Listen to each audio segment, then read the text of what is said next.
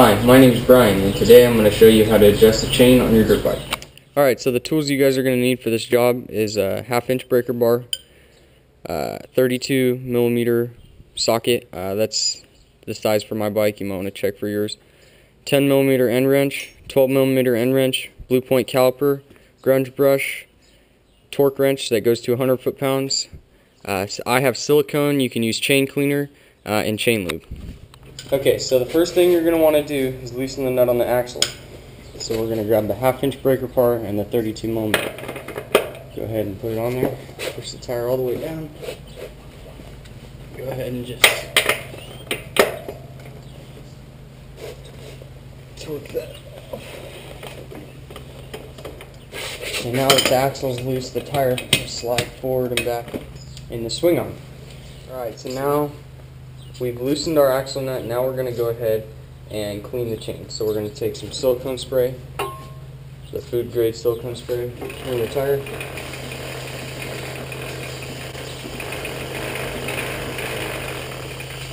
Go ahead and soak that chain.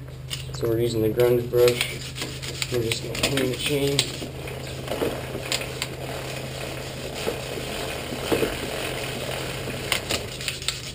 Now that the chain's scrubbed, we're going to take the silicone spray again. Blast it with silicone spray again. We're going to take the rag and we're going to want to just wipe the chain off. All the excess silicone and dirt. Now that you've cleaned and scrubbed the chain, now we're going to lube it. So I'm going to take my rag here. I'm going to toss it up under there so I don't get my stand with chain lube. I'm going to take the chain lube here, spin the tire, give it a nice soak.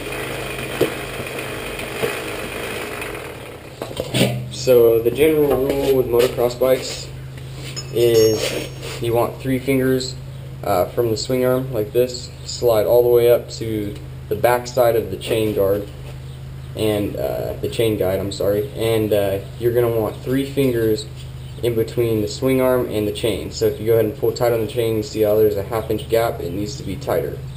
So you just take your hand right here and push forward on the tire all the way so it slides all the way forward on the swing arm, and we're going to check it again. So we're pretty loose here. So we're going to take our 10 millimeter and we're going to turn the bolt out on both sides. So we're going to get them close with the lines on the swing arm, and then we're going to double check the measurement with our caliper. The caliper is not, it's not needed, it's not a necessity, but I like to double check and make sure that it's perfect. So slide it forward, go ahead, check it again, it's still too loose.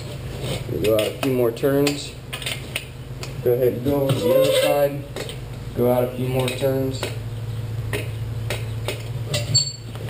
Pushing the tire forward, check the tension again, it still needs a little bit more. Just a little bit at a time will normally get it. Okay, so that's about right. Okay, so now that we have our bolts set to the right position and both of our lines here on the swing arm are in the same exact spot on both sides, we're going to go ahead and take our wrench, we're going to gently put it in one of the tooths to the sprocket and gently roll it back, just enough to make the axle slide forward. Okay, so now that we have our wrench and our sprocket here to hold our axle forward, we're going to go ahead and take our caliper and double check our distance from the back of the axle block to the back of the swing arm. So we got a 17.5 millimeters. Here we got 17.5 millimeters. So we're good on both sides. So now we can go ahead and lock our locking nuts down on both sides. So with the wrench still in, we're going to go ahead and we're going to lock down our locking nuts here. So you want to put your 10 millimeter on that side and try to make sure your 10 mil doesn't move because it'll change the adjustment. So we're just going to go ahead and snug it down. Right there. Go to the other side, do the same thing.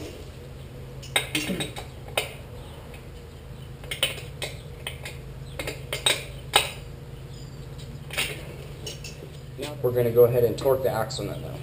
So we're going to take our torque wrench, with our 32mm socket. We're going to torque this bike to 100 foot-pounds. You can check your service manual for your torque specification or your axle. So we're going to go ahead and torque this.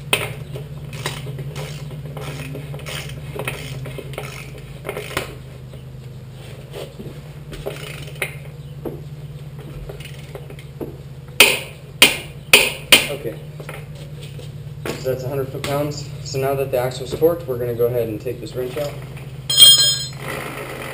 Your rear sprocket and your countershaft sprocket are in a perfect line. The chain's lubed and adjusted and cleaned. The axle nuts torqued. Both of the locking nuts on the adjusters are tight. You're ready to go. And we can go ahead and check with the 3-finger rule right here. And it's a little snug right under here, and that's exactly where we want it.